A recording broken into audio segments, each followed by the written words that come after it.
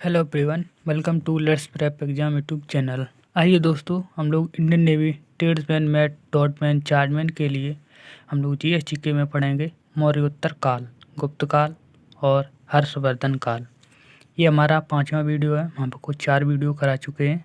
अगर आपने नहीं देखे हैं तो आप उनको ज़रूर देखिए जा करके। चलिए दोस्तों,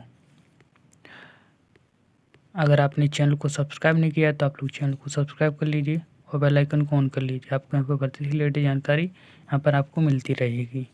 चलिए, आज हम स्टार्ट करें मौर्योत्तर काल। मौर्योत्तर काल है जो कि शुंग वंश, सातवाहन वंश से लेकर कनिष्क तक हम लोग पढ़ने वाले हैं। ठीक है, चलिए स्टार्ट करें। मौर्योत्तर काल है जिसका अंतिम शासक था वो था बृहद्रथ। कौन था? बृहद्रथ। जिसकी हत्या किसने की थी? पुष्यमित्र शुंग ने कर दी थी। कब? 185 ईसा पूर्व में। ठीक है, और जो पुष्यमित्र शुंग है, इसने शुंग वंश की स्थापना की थी। किसकी? शुंग वंश की स्थापना की थी। पुष्यमित्र शुंग है, इसने अपनी पाटलिपुत्र के स्थान पर, जो पाटलिपुत्र पहले इसकी राजधानी थी, इसके स्थान पर इसने उज्जैन यानी विदिशा अपनी राजधानी बनाई। ठीक है, इसने विदिशा को अपनी राजधानी बनाई। अब देखिए आगे, शुंग वंश के काल में कौन थे? पाणिनि। पाणिनि ने अष्टाध्यायी की रचना की थी। यहाँ से आपका इम्पोर्टेंट क्वेश्चन यहाँ से बनता है, पाणिनि ने अष्टाध्यायी की रचना की थी किस काल में की थी? तो शुंग वंश के काल में। ठीक है, शुंग वंश के काल में पाणिनि ने अष्टाध्यायी की रचना की थी।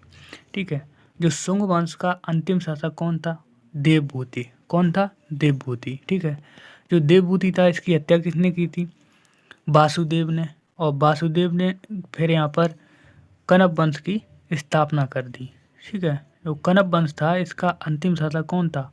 सुशर्मा। यहाँ पर डायरेक्ट क्वेश्चन पूछ लिया जाए, सुशर्मा इसका कनब वंश का अंतिम शासक। सुशर्मा के बाद यहाँ पर सिमुक ने सतवाहन वंश की स्थापना की थी। कौन आया? सिमुक ने सतवाहन वंश की स्थापना कर दी। और जो सतवाहन वंश है इसका जो प्रतापी राजा था, जो उसका नाम था सतकर्णी, यानी कि जो कि गौतमी पुत्र सतकर्णी था। ये सतवाहन वंश का साहसी राजा था। ठीक है, चलो इसके बाद सतवाहन वंश के बाद इक्ष्वाकु वंश आया। इक्ष्वाकु वंश का चेदी वंश आया। जो चेदी वंश है, चेदी वंश का जो शासक है वो खारवेल है। कौन? खारवेल। इसकी जानकारी है हाथी गुम्फा अभिलेख से मिलती है। कौन? हाथी गुम्फा अभिलेख है, इसकी जानकारी मिलती है। किसकी? चेदी वंश का जो खारवेल शासक है, इसकी चेदी वंश की यहाँ पर हाथी गुम्फा अभिलेख से मिलती है। ठीक है, चलिए दोस्तों, आप यहाँ से नोट्स भी बना सकते हैं। अगर आपने चैनल को सब्सक्राइब नहीं किया तो आप लोग चैनल को सब्सक्राइब कर लीजिए और बेल आइकन को ऑन कर लीजिए। अब इसके बाद यहाँ पर देखिए, हिंदू यवन शासकों का शासनकाल आया, जिन्हें यहाँ पर इंडो ग्रीक यानी कि हिंदू यवन कहा जाता है। ठीक है, हिंदू यवन जो को शासक था उसका यहाँ पर महत्वपूर्ण शासक यहाँ पर देख लीजिए, मिनांडर। कौन? मिनांडर जो प्रसिद्ध यहाँ पर शासक था हिंदू यवनों का। हिंदू यवन ने नागसेन से बौद्ध धर्म की शिक्षा ली थी। ठीक है, नागसेन से बौद्ध धर्म की शिक्षा ली थी। ठीक है, इसकी जानकारी ये कहाँ से मिलती है? तो ये मिलती है मिलिंद पन्हों से। मिलिंद पन्हों ये ग्रंथ है, इससे यहाँ पर जानकारी मिलती है। जो मिनांडर प्रसिद्ध यहाँ पर हिंदू यूनानी शासक था जिसने नागसेन से बौद्ध धर्म की शिक्षा ली थी, इसका जो जानकारी है वो मिलता है मिलिंद पन्हों से। ठीक है, इतना आप लोग याद रखिए। अब देखिए आगे, हिंदू यूनानियों के द्वारा सबसे पहले भारत में सोने के सिक्के चलाए गए थे। किनके द्वारा? हिंदू यूनानियों के द्वारा। ठीक है, चलिए अब आगे हम बात करें, हिंदू यूनानियों के बाद कौन आए?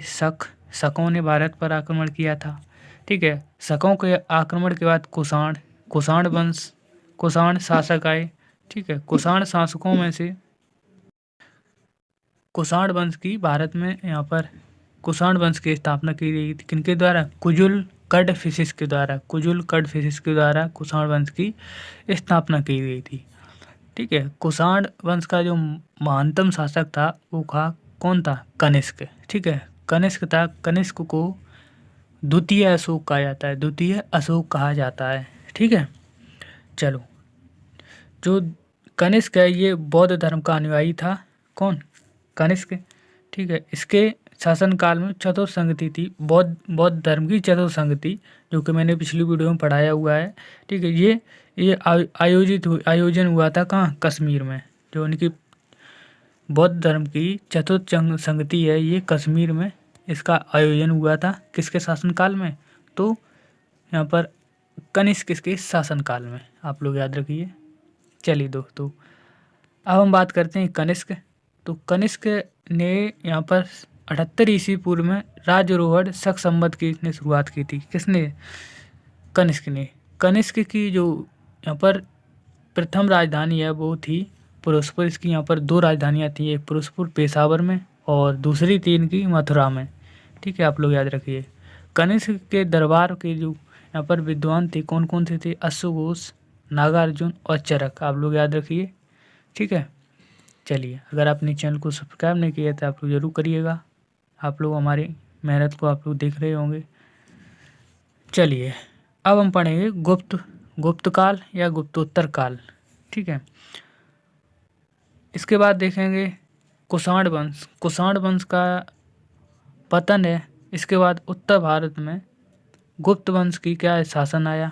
गुप्त वंश क्या है? शासन आया। गुप्त वंश की संस्थापक कौन था? श्रीगुप्त। ठीक है, श्रीगुप्त ने इसकी स्थापना की थी। वंश के शासकों में से कौन कौन से यहाँ पर महत्वपूर्ण शासक हैं? देखिए, श्रीगुप्त का बेटा कौन था? चंद्रगुप्त प्रथम। चंद्रगुप्त का बेटा यहाँ पर था समुद्रगुप्त। समुद्रगुप्त का बेटा था चंद्रगुप्त द्वितीय। चंद्रगुप्त द्वितीय का बेटा कुमार गुप्त प्रथम। कुमार गुप्त प्रथम का बेटा कौन था? स्कंदगुप्त। ये यहाँ पर गुप्त काल गुप्तोत्तर काल के जितने भी शासक थे वो हमें आपको यहाँ पर बता दिए। चलिए, अब हम एक एक करके यहाँ पर इनको सभी को पढ़ेंगे, इनके शासनकाल के बारे में। चलिए, सबसे पहले देखिए गुप्त वंश। गुप्त वंश का महत्वपूर्ण शासक कौन था? चंद्रगुप्त प्रथम। ठीक है, जिसका शासनकाल है 319 ईसा पूर्व से लेकर 335 ईसा पूर्व तक। ठीक है, और जो चंद्रगुप्त प्रथम है इसने 320 ईसा पूर्व में गुप्त संवत की शुरुआत की थी। ठीक है, गुप्त संवत की शुरुआत। चंद्रगुप्त प्रथम को महाराजा धीराज की उपाधि इसने धारण की थी। चंद्रगुप्त प्रथम ने इसने महाराजा धीराज की उपाधि धारण कर ली थी। यहाँ पर आपको क्वेश्चन पूछा जाए चंद्रगुप्त प्रथम ने किसकी उपाधि धारण की थी, तो करी थी महाराजा धीराज की। ठीक है, चलिए, चंद्रगुप्त प्रथम अपने राजनीतिक उद्देश्यों के लिए इसने शादी करी थी कुमार देवी। कुमार देवी से इसने शादी कर ली। इसकी पत्नी का नाम क्या था? कुमार देवी, राजकुमारी कुमार देवी। ठीक है, चलिए, चंद्रगुप्त का प्रथम के बाद कौन आया? समुद्रगुप्त। इसके बाद चंद्रगुप्त प्रथम के बाद कौन आया? समुद्रगुप्त, जो कि गुप्त वंश का शासक था। चंद्रगुप्त प्रथम है, इसका शासनकाल देख लीजिए 335 ईसा पूर्व से लेकर 375 ईसा पूर्व तक था। ठीक है, चंद्रगुप्त प्रथम का ये बेटा था कौन? समुद्रगुप्त, जो कि मैं पिछले आपको बता चुके हैं।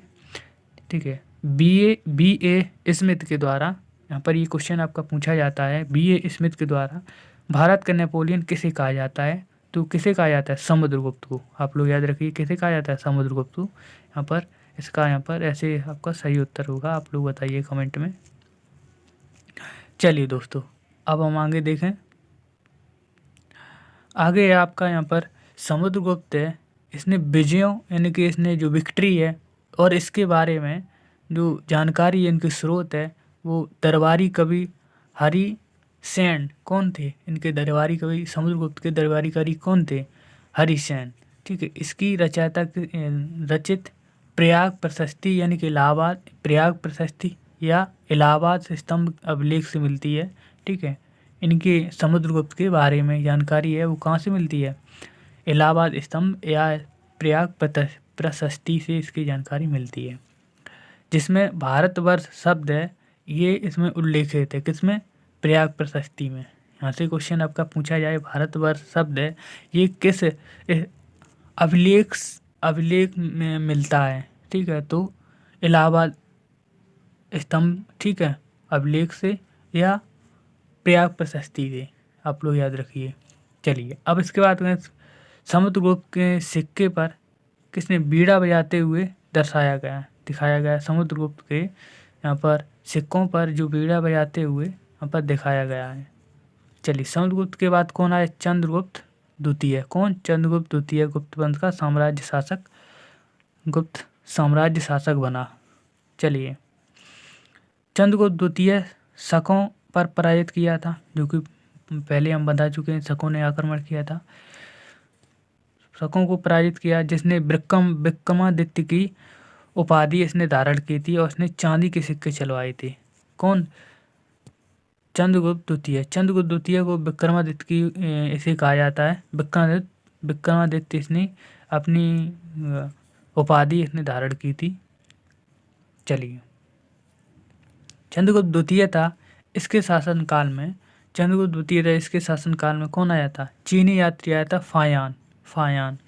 देखिए 399 से 412 ईस्वी में भारत आया था। कौन? फायान। चीनी यात्री कौन था? फायान। यहाँ से क्वेश्चन आपका एग्जाम में पूछा जाए कि चीनी यात्री है, ये किसके शासनकाल में आया? फायान चीनी यात्री किसके शासनकाल में आया? तो ये आया था चंद्रगुप्त द्वितीय के शासनकाल में। ठीक है, चलिए दोस्तों अब देखिए, इसके दरबार में नौ विद्वान की मंडली थी, जिन्हें नवरत्न कहा जाता था, जिनमें से देखिए नवरत्न में से कालिदास और अमर सिंह शामिल थे। कौन? कालिदास और अमर सिंह। ठीक है, चंद्रगुप्त द्वितीय के बाद कौन आया? इनका बेटा कौन था? कुमारगुप्त प्रथम। ठीक है, कुमारगुप्त प्रथम का शासनकाल देख लीजिए आप लोग, 145 ईसा से पूर्व से लेकर 455 ईसा पूर्व तक इसका शासनकाल था। ठीक है, और इसी के जो कुमारगुप्त है, इसी के शासनकाल में नालंदा विश्वविद्यालय की स्थापना हुई थी। किसके शासनकाल में? कुमारगुप्त के शासनकाल में नालंदा विश्वविद्यालय की स्थापना हुई थी। जो नालंदा विश्वविद्यालय है, ये शिक्षा का प्रमुख महत्वपूर्ण यहाँ पर केंद्र था। यहाँ पर देश विदेश से यहाँ पर एजुकेशन के लिए यहाँ पर आते थे। ठीक है, चलिए इसके बाद देखिए यहाँ पर कुमारगुप्त के बाद कौन आए? स्कंदगुप्त। कौन? स्कंदगुप्त। ठीक है, ये इसने शासन किया। गुप्त काल में विष्णु शर्मा ने क्या लिखी? पंचतंत्र। ठीक है, पंचतंत्र की रचना की। गुप्त काल में यहाँ पर विष्णु शर्मा ने तंत्र की यहाँ पर रचना की। और कालिदास ने देख ली मेघदूत। ठीक है, कुमार संभव। ठीक है, और अभिज्ञान शकुंतलम, ऋतु संहार, ये आदि इन लोगों की इनकी पुस्तकों को यहाँ पर लिखा है किसने? कालिदास ने। मेघदूत लिखा है कुमार संभव। ठीक है, अभिज्ञान शकुंतलम और ऋतु संहार। ठीक है, इनकी यहाँ पर रचना की। चलिए इसके बाद देखिए यहाँ पर आर्यभट्ट नामक खगोल शास्त्री। ठीक है, बराहमिहिर। ठीक है, मिहिर और ब्रह्मगुप्त। ठीक है, धनवंतरी तथा सुश्रित जैसे महान चिकित्सक हैं, ये इस काल में हुए थे। ठीक है, आगे हम बात करें दशमलव तथा शून्य का आविष्कार है, जो इसी गुप्त काल में हुआ था, और पुराणों और रामायण महाभारत भी इसी काल में हुई थी। ठीक है, इसकी रचना है वो इसी गुप्त काल में ही इसकी रचना की गई थी। पुराण की, महाभारत की और रामायण की, और शून्य का आविष्कार इसी काल में हुआ था। गुप्त काल का प्राचीन भारतीय इतिहास है, इसको स्वर्ण काल कहा गया है। ठीक है, ठीक है, देखिए दोस्तों, आपका यहाँ से कोई क्वेश्चन बने कि प्राचीन भारतीय इतिहास का स्वर्ण काल किसे कहा गया है, तो यहाँ पर आपका सही उत्तर होगा गुप्त काल को। किसको? गुप्त काल को स्वर्ण काल कहा गया है, भारतीय प्राचीन इतिहास को। ठीक है, आप लोग याद रखिए। चलिए अब इसके बाद हम पढ़ेंगे हर्षवर्धन काल। ठीक है, हर्षवर्धन काल गुप्त साम्राज्य था। इसका पतन के पश्चात उत्तर भारत में पुष्यभूति वंश की स्थापना हुई थी। किसने? पुष्यभूति वंश की स्थापना हुई। ठीक है, पुष्यभूति वंश का प्रमुख शासक कौन था? पुष्यभूति वंश का प्रमुख शासक था हर्षवर्धन। कौन? हर्षवर्धन था। ठीक है, इसने अपनी राजधानी है वो थानेश्वर बनाई थी। कहाँ? थानेश्वर बनाई थी, आप लोग याद रखिए। हर्षवर्धन के शासक बनने के बाद परम महेश्वर की उपाधि धारण की थी इसने। किसने? हर्षवर्धन ने परम महेश्वर की इसने धारण की थी। ठीक है, आप लोग याद रखिए। इसने प्रियदर्शिका नाटक है, इसकी रचना की थी किसने? हर्षवर्धन ने। किसने? प्रियदर्शिका नाटक की इसने रचना की थी। चलिए, इसके सिक्के हैं जो इन्होंने सिक्के जारी किए थे, पार्वती और शिव के चित्र इन पे अंकित था, इसने सिक्के वो जारी किए थे। ठीक है। और नालंदा विश्वविद्यालय विशेष संरक्षण प्रदान किया था किसने? हर्षवर्धन ने। इसके काल में ये संरक्षण इसने प्रदान किया था, आप लोग याद रखिए। चलिए दोस्तों, अब हम आगे बात करें ताम्रलिपित। ताम्रलिपित हर्षवर्धन के समय में एक बंदरगाह था। क्या था? बंदरगाह था। इसका नाम क्या था? ताम्रलिपित। ठीक है। चलिए, हर्षवर्धन काल में एक चीनी यात्री आया था, होनसांग भारत आया था। किसके? हर्षवर्धन काल में। यहाँ पर आप लोग ये बताइए, जो कि हम पेज पहले पढ़ा चुके हैं, फाहियान यात्री है, ये किसके काल में आया था? आप लोग कमेंट में बताइए। ठीक है। बाणभट्ट हर्षवर्धन का दरबारी कवि था। कौन? बाणभट्ट, जिसने हर्षचरित की रचना की। किसने? बाणभट्ट ने किसकी करी? हर्षचरित की रचना की। चलिए, हर्षवर्धन काल और पुलकेशिन द्वितीय के बीच है वो नर्मदा नदी पर क्या हुआ था? युद्ध हुआ था। जो इसकी जानकारी है ऐहोल अभिलेख है, इसमें इसकी जानकारी मिलती है। ऐहोल अभिलेख में इसकी जानकारी मिलती है किसकी? हर्षवर्धन और पुलकेशिन द्वितीय के बीच में नर्मदा नदी पर तट पर इसकी क्या हुई थी? यहाँ पर युद्ध हुआ था। ठीक है। चलिए दोस्तों, अब हम आगे देखें यहाँ पर पूर्व मध्यकालीन प्रमुख राजवंश और संस्थापक। ठीक है। चलिए देखो, अब देखिए, सबसे पहला यहाँ पर है पाल वंश। पाल वंश के संस्थापक कौन है? गोपाल। सेन वंश के संस्थापक कौन है? सामंत सेन। गुर्जर यानी प्रतिहार वंश जिसे कहा जाता है, उसका संस्थापक कौन था? नागभट्ट प्रथम। कौन था? नागभट्ट प्रथम। चंदेल वंश का शासक कौन था? नानुक। ठीक है। नन्नुक जो चंदेल वंश का शासक था। कलचुरी यानी चेदी, इसका कलचुरी यानी चेदी वंश का संस्थापक कौन था? कोक्कल। कौन था? कोक्कल। चलिए आगे देखिए, राष्ट्रकूट वंश। कौन था? राष्ट्रकूट वंश। राष्ट्रकूट वंश का संस्थापक कौन था? तो दंतीदुर्ग। कौन था? दंतीदुर्ग। ठीक है। पल्लव वंश का कौन था? सिंह विष्णु। पल्लव वंश का संस्थापक कौन था? सिंह विष्णु। पल्लव वंश का संस्थापक कौन था? सिंह विष्णु। चोल वंश का तो विजयालय। कौन था? विजयालय। चोल वंश का संस्थापक कौन था? विजयालय। चोल वंश के ऊपर आप लोगों ने देखा कि इसकी यहाँ पर मूवी बन के यहाँ पर आई थी। आगे देखिए दोस्तों, सोलंकी वंश। सोलंकी वंश की स्थापना किसने? मूलराज प्रथम ने। किसने? मूलराज प्रथम थी। चहमान यानी कि चौहान वंश की स्थापना किसने की? वासुदेव ने। किसने की? वासुदेव ने। ठीक है। ये आपके संस्थापक थे, आप लोगों ने पढ़े। चलिए दोस्तों, अब हम लोग नेक्स्ट वीडियो में हम लोग मध्यकालीन इतिहास पढ़ेंगे। अब हमने ये पढ़ा है, इसके हम लोग क्वेश्चन कर लेते हैं। ठीक है। चलिए यहाँ पर क्वेश्चन स्टार्ट करें। अगर आपने चैनल को सब्सक्राइब नहीं किया तो आप लोग जरूर कर लीजिएगा। 33 नंबर पर देखिए, हम आपको 32 प्रश्न हैं, ये पिछली वीडियो हम लोग करा चुके हैं, उनको नहीं किया तो आप लोग जरूर करिए जा करके। चलिए, निम्नलिखित में से मगध का कौन सा राजा सिकंदर महान के समकालीन था? मगध का कौन सा राजा है? सिकंदर है, उसके समकालीन था। महापद्मनंद, घनानंद, सुकल्प और डी ऑप्शन है चंद्रगुप्त मौर्य। ऑप्शन बताइए यहाँ पर कौन सा सही होगा, इसका उत्तर बताओ। सही उत्तर है बी आंसर, घनानंद। ठीक है। घनानंद ये समकालीन था किसके? सिकंदर के। अब देखिए क्वेश्चन नंबर है 34। पाटलिपुत्र में स्थित चंद्रगुप्त का महल मुख्यतः बना था ईंटों का, पत्थर का, लकड़ी का और मिट्टी का। बताइए ऑप्शन कौन सा सही होगा। तो देखो इसका सही ऑप्शन है सी आंसर। किसका बना था? लकड़ी का। ठीक है। ये पिछली वीडियो क्वेश्चन रह गए थे जो हमने करा नहीं पाए थे, तो हम इस वीडियो में करा रहे हैं आपके। चलिए अब देखिए क्वेश्चन नंबर है 35 नंबर। कौटिल्य यानी चाणक्य, जिसे विष्णुगुप्त भी कहते हैं, किसकी सहायता से भारत पर मौर्य वंश की नींव डाली थी? अशोक, चंद्रगुप्त मौर्य, समुद्रगुप्त और डी ऑप्शन है बिंदुसार। बताओ ऑप्शन कौन सा सही होगा। इसका सही ऑप्शन है बी आंसर। चंद्रगुप्त मौर्य की सहायता से इसने क्या किया, भारत में मौर्य वंश की स्थापना की थी। किसने? कौटिल्य, यानी कि जिसे चाणक्य की कहा जाता है, इसके द्वारा की गई थी। ठीक है। अब देखिए क्वेश्चन नंबर 36 नंबर। कौटिल्य यानी चाणक्य इसके किसका प्रधानमंत्री था? चंद्रगुप्त द्वितीय, चंद्रगुप्त मौर्य, अशोक, अजातशत्रु। बताइए ऑप्शन कौन सा सही है। 36 नंबर प्रश्न का उत्तर बताओ। तो इसका सही ऑप्शन है बी आंसर, चंद्रगुप्त मौर्य। चंद्रगुप्त मौर्य का ये प्रधानमंत्री था। कौन था?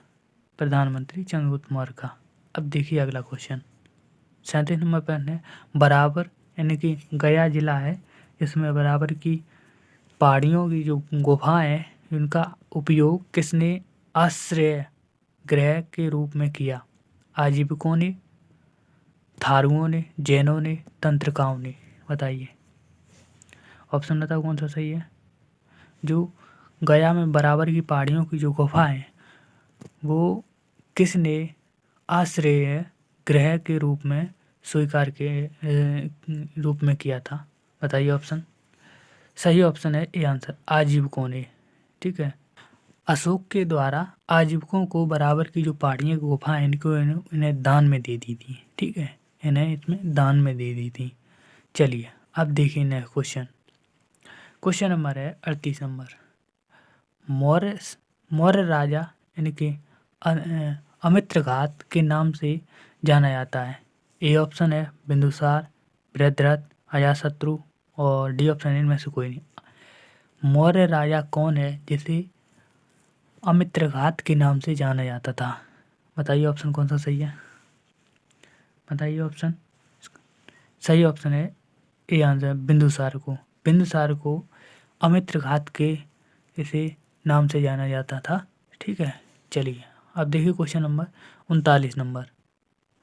अशोक के कौन से शिलालेख धर्मादेश में कलिंग का युद्ध है ये भीवत्स व्यक्त किया गया है? बताइए। अशोक यानी कि अशोक ने कलिंग पर आक्रमण किया था, ये किस शिलालेख में आपका ये विभक्त की गई है? आप लोग बताइए कौन सा ऑप्शन सही है। ए ऑप्शन है 13वां शिलालेख, धौली कलिंग धर्मादेश, जौगढ़ धर्मादेश, 10वां शिलालेख धर्मारेख। बताइए ऑप्शन कौन सा सही है। इसका उत्तर बताओ। 39 नंबर प्रश्न का उत्तर बताओ। सही ऑप्शन है ए ऑप्शन, 13वां शिलालेख धर्मादेश है। इसमें इसका यहाँ पर सही ऑप्शन होगा। ठीक है। चलिए अब देखिए क्वेश्चन नंबर है आपका 40 नंबर। गुप्त वंश का संस्थापक कौन था? क्योंकि इस वीडियो में हम लोग पढ़े हैं गुप्त वंश का संस्थापक कौन था। ए ऑप्शन है घटोत्कच, बी ऑप्शन है चंद्रगुप्त प्रथम, सी ऑप्शन है श्रीगुप्त, और डी ऑप्शन इनमें से कोई नहीं। बताओ ऑप्शन कौन सा सही है। तो इसका सही ऑप्शन है सी आंसर। कौन था?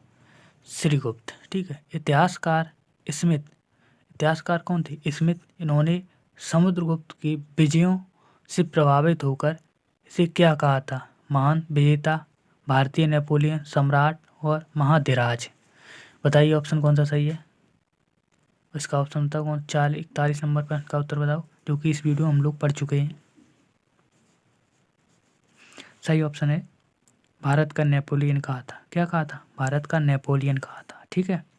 चलिए अब देखिए नेक्स्ट क्वेश्चन। क्वेश्चन नंबर है 42 नंबर। मेहरौली यानी दिल्ली में स्थित लौह स्तंभ का निर्माण है निम्नलिखित में से किस शताब्दी में की गई? प्रथम शताब्दी, चतुर्थ शताब्दी, सप्तम शताब्दी, तृतीय शताब्दी, द्वितीय शताब्दी। बताइए ऑप्शन। इसका उत्तर बताओ आप लोग। जो लौह स्तंभ का निर्माण है किस शताब्दी में हुआ था? तो ये हुआ था चतुर्थ शताब्दी में। ठीक है। आप लोग याद रखिए, यहाँ पर ए आंसर है इसका सही होगा। अब देखिए 43 नंबर। फायान है किसके शासनकाल में भारत आया था? चंद्रगुप्त मौर्य प्रथम, अशोक, हर्षवर्धन, और चंद्रगुप्त द्वितीय के शासनकाल में। बताइए ऑप्शन। इसका ऑप्शन था कौन सा सही है। 43 नंबर प्रश्न का उत्तर बताइए। सही ऑप्शन है डी आंसर। फायान आया था फायन जो आपका सयात्री था ये आया था चंद्रगुप्त द्वितीय के शासनकाल में। किसके? चंद्रगुप्त द्वितीय के शासनकाल में। अब देखिए क्वेश्चन नंबर है 44 नंबर। कुमार संभव महाकाव्य ये किस कवि के द्वारा लिखा गया? बाणभट्ट, चंद्रवरदाई, हरिसेन, कालिदास। बताइए, इसको मैंने अभी पढ़ा था। बताइए ऑप्शन कौन सा सही है? 44 नंबर प्रश्न का उत्तर बताओ। सही उत्तर यहाँ पर डी ऑप्शन, कालिदास के द्वारा। और कौन कौन से लिखे गए आप लोग कमेंट में बताइए, ठीक है। और कौन कौन से वो महाकाव्य हैं जो लिखे गए थे कालिदास के द्वारा, ठीक है, बताइए ऑप्शन। अब देखिए क्वेश्चन नंबर है 45 नंबर। नालंदा विश्वविद्यालय की स्थापना किन के काल में हुई थी? किन के युग में हुई थी? मौर्य के काल में, कुषाण के काल में, गुप्त के काल में, पाल के काल में? बताइए ऑप्शन, इसका उत्तर बताइए आप लोग। नालंदा विश्वविद्यालय की स्थापना किसके काल में हुई थी? 45 नंबर प्रश्न का उत्तर बताओ। सही ऑप्शन है सी आंसर, यानी कि गुप्त काल में हुई थी, ठीक है। चलिए अब देखिए 46 नंबर क्वेश्चन। निम्नलिखित में से किसके शासनकाल के आधार पर सही क्रम विन्यस्त है? बताइए। ए या पर ये ऑप्शन है, बी ऑप्शन है, सी ऑप्शन है, डी ऑप्शन है। कौन सा ऑप्शन सही है? यहाँ पर इनका क्रम बताइए। पहले किनका शासनकाल आया, फिर किनका आया, फिर किनका आया, ठीक है। पहले यहाँ पर ए ऑप्शन, यहाँ पर ए चंद्रगुप्त इनका पहले आया था, समुद्रगुप्त का पहले आया था, या कुमारगुप्त का पहले आया था, स्कंदगुप्त का पहले आया था। क्रम के हिसाब से आपको यहाँ पर ऑप्शन बताना है कौन सा सही होगा। ए बी सी डी बताइए। तो देखो इसका सही ऑप्शन है सी आंसर, ठीक है। यहाँ पर ये क्रम सही लिखा है। चंद्रगुप्त प्रथम, समुद्रगुप्त, फिर तीसरे नंबर पर कुमारगुप्त, चौथे नंबर पर स्कंदगुप्त, ठीक है। आप लोग याद रखिए। अब देखिए प्रश्न नंबर है 47 नंबर। गुप्त शासन के दौरान निम्नलिखित में से ऐसा व्यक्ति कौन सा था जो एक महान खगोलीय विज्ञानी और गणितज्ञ था? बताइए। जो खगोल विज्ञानी और गणितज्ञ था। A option Bhanugupta, Banabhatta, Aryabhata, Varahamihira. बताइए ऑप्शन, कौन सा ऑप्शन सही है? 47 नंबर प्रश्न का उत्तर बताओ। कौन था? आर्यभट्ट। यहाँ पर सी ऑप्शन सही होगा। सी ऑप्शन है कि आर्यभट्ट था। ये आर्यभट्ट को खगोलीय विज्ञानी और गणितज्ञ है, वो किसके शासनकाल में व्यक्ति था? तो गुप्त का शासनकाल में, ठीक है। आप लोग याद रखिए। अब देखिए आगे क्वेश्चन। प्रश्न नंबर है 48 नंबर। निम्नलिखित में से कौन सा सुमेलित नहीं है? सुमेलित नहीं है। ए ऑप्शन है मौर्य वंश और उसके यहाँ पर शासनकाल के जो संस्थापक दिए हुए हैं, इधर उनका वंश दिया। बी ऑप्शन है शुंग वंश, देवभूति, कुषाण वंश, कुजुल, कडफिशिस, पाल वंश, गोपाल। बताइए कौन सा सुमेलित सही नहीं है?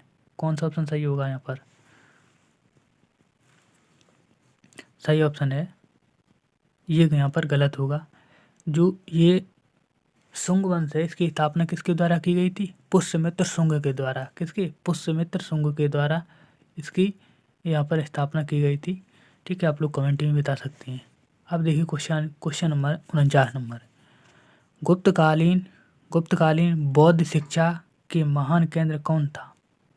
अयोध्या, नासिक, नालंदा और उज्जैन। चलिए इसका उत्तर बताइए कौन सा सही है? सही ऑप्शन है इसका सी आंसर, नालंदा। यहाँ पर नालंदा विश्वविद्यालय है, इसकी बौद्ध शिक्षा के लिए महान केंद्र था। कौन था? बौद्ध शिक्षा के लिए महान केंद्र था। चलिए अब देखिए नेक्स्ट क्वेश्चन नंबर है 50 नंबर। चैनल को सब्सक्राइब कर लीजिए आप लोग, नहीं किया है तो। देखिए हर्षवर्धन ने अपनी राजधानी है वो कहाँ बनाई थी? कन्नौज में, थानेश्वर में, झांसी में, तंजौर में। चलिए इसका उत्तर बताइए। इसका सही ऑप्शन है बी आंसर, थानेश्वर में बनाई थी। कहाँ बनाई थी? थानेश्वर में, ठीक है। अब देखिए 51 नंबर। हरिश्चरित्र की रचना आई किसने की थी? बाणभट्ट ने, कालिदास ने, हर्षवर्धन ने और माधव ने। हरिश्चरित्र की रचना किसने की थी? 51 नंबर प्रश्न का उत्तर बताओ। सही ऑप्शन है ए आंसर, बाणभट्ट ने की थी। किसने? बाणभट्ट ने की थी। किसकी? हर्षचरित्र की। चलिए क्वेश्चन नंबर 52 नंबर देखिए, निम्नलिखित में से कौन सी रचना हर्ष के द्वारा रचित नहीं है। हर्ष यानी कि हर्ष के द्वारा रचित नहीं, हर्षवर्धन के द्वारा रचित नहीं है। रत्नावली, नागानंद, हर्षचरित, प्रियदर्शिका। बताइए कौन सा ऑप्शन सही है। तो कि अभी मैंने पढ़ा था हर्षचरित रचना आइकन की है, बाणभट्ट की है, तो यहाँ पर इसका सही ऑप्शन सी है। रत्नावली, नागानंद और प्रियदर्शिका ये किनकी हैं। ठीक है, ये किनकी है, हर्षवर्धन की हैं। ठीक है, किनकी है, हर्षवर्धन की। हर्षचरित रचना किनकी है, तो ये बाणभट्ट की। यहाँ पर देखिए आपका कन्फ्यूजिंग आपका यहाँ पर क्वेश्चन आपका बन सकता है। चलिए अब क्वेश्चन देखिए 43 नंबर, हर्षवर्धन के शासनकाल में कौन सा यात्री है वो भारत आया था। फायान, हैंसांग और इत्स्यांग तारानाथ। कौन सा ऑप्शन सही होगा। वो कौन सा यात्री है जो हर्षवर्धन के काल में आया था, चीनी यात्री। बताइए 43 नंबर प्रश्न का उत्तर बताओ कौन था। बी आंसर इसका सही है, हैंसांग आया था। ठीक है, चलिए अब देखिए क्वेश्चन नंबर 54 नंबर, हर्ष यानी कि हर्षवर्धन ने सोने के सिक्के पृष्ठभाग किसका अंकन चित्र था। जो सोने के सिक्के चलाए थे हर्ष ने, इस पे किसका चित्र बना हुआ था। गौतम बुद्ध का, मैत्रेय का, शिव पार्वती का, सूर्य का। चलिए इसका उत्तर बताइए आप लोग। सही ऑप्शन है सी आंसर, पार्वती का। यहाँ पर शिव पार्वती का यहाँ पर चित्र बना हुआ था। ठीक है, हर्ष ने सोने के सिक्के चलाए थे। चलिए अब देखिए नेक्स्ट क्वेश्चन नंबर है आपका 55 नंबर, प्रियदर्शिका, नागानंद, रत्नावली नाटक की रचना किसने की थी। चलिए इसका उत्तर बताइए। ऑप्शन है आदित्य वर्धन, प्रभाकर वर्धन, हर्षवर्धन, बाणभट्ट। अभी मैंने इसका क्वेश्चन किया था ऊपर। बताइए 55 का नंबर कौन सा क्वेश्चन सही है। सही ऑप्शन है यहाँ पर सी आंसर, हर्षवर्धन की। ये तीनों रचना किसकी हैं, हर्षवर्धन की हैं। अगला क्वेश्चन है क्वेश्चन नंबर 56 नंबर, हर्ष ने किस विश्वविद्यालय को विशेष संरक्षण प्रदान किया था। तक्षशिला, विक्रमाशिला, नागालैंड, जो नालंदा और मगध। बताइए कौन सा ऑप्शन है यहाँ पर सही होगा। जो यहाँ पर विश्वविद्यालय जिसका संरक्षण प्रदान किया था हर्षवर्धन ने। बताइए ऑप्शन कौन सा सही है। सही ऑप्शन है यहाँ पर सही आंसर। ठीक है, नालंदा विश्वविद्यालय इसका संरक्षण इसने प्रदान किया था। ठीक है, चलिए आप देखिए अगला क्वेश्चन नंबर है 57 नंबर, हर्ष और पुलकेशन पुलकेशन के बीच युद्ध है, ये किस स्थान पर हुआ था। नर्मदा नदी के तट पर, सौर राष्ट्र की सीमा पर, विंध्याचल पर्वत श्रृंखला पर और गोदावरी के तट पर। बताइए ऑप्शन कौन सा सही है। जो पुलकेशन द्वितीय का युद्ध है ये किस स्थान पर हुआ था। ये हुआ था नर्मदा नदी के तट पर। आप लोग ये कमेंट में बताइए। अभी हम लोगों ने पढ़ा था कि पुलकेशन और हर्षवर्धन के बीच में युद्ध जो हुआ था ये किस अभिलेख में मिलता है। किस अभिलेख में मिलता है आप लोग बताइए कमेंट में। क्वेश्चन नंबर देखिए अब 56 नंबर, पाल वंश के संस्थापक कौन थे। ननुक, गोपाल, विजयालय और वासुदेव। बताओ ऑप्शन कौन सा सही है। 58 नंबर पर इनका उत्तर बताओ। सही ऑप्शन है गोपाल। कौन थे, गोपाल ने पाल वंश की स्थापना की थी। विजयालय ये किसने की थी, विजयालय ने किस वंश की स्थापना की थी, चोल वंश की। ठीक है, चोल वंश की। ठीक है, और वासुदेव की चौहान वंश की। वासुदेव ने की चौहान वंश की। आप लोग कमेंट करें। नुनुक इसने किस वंश की स्थापना की थी। चलिए ये आपके क्वेश्चन थे जो आप लोगों को हमने करवाए। चलिए आप लोग कमेंट में बताइए ये सीरीज आपको कैसी लगी। जिन्होंने इस चैनल को सब्सक्राइब नहीं किया था आप लोग चैनल को सब्सक्राइब कर लीजिए और बेल आइकन को ऑन कर लीजिए। इसी तरह आपको यहाँ पर देखने को या मिलेगा आपको क्वेश्चनों का प्रैक्टिस, फिर इसके बाद कॉन्सेप्ट। ठीक है, तो मिलेंगे नेक्स्ट वीडियो में, तब तक लीजिए धन्यवाद।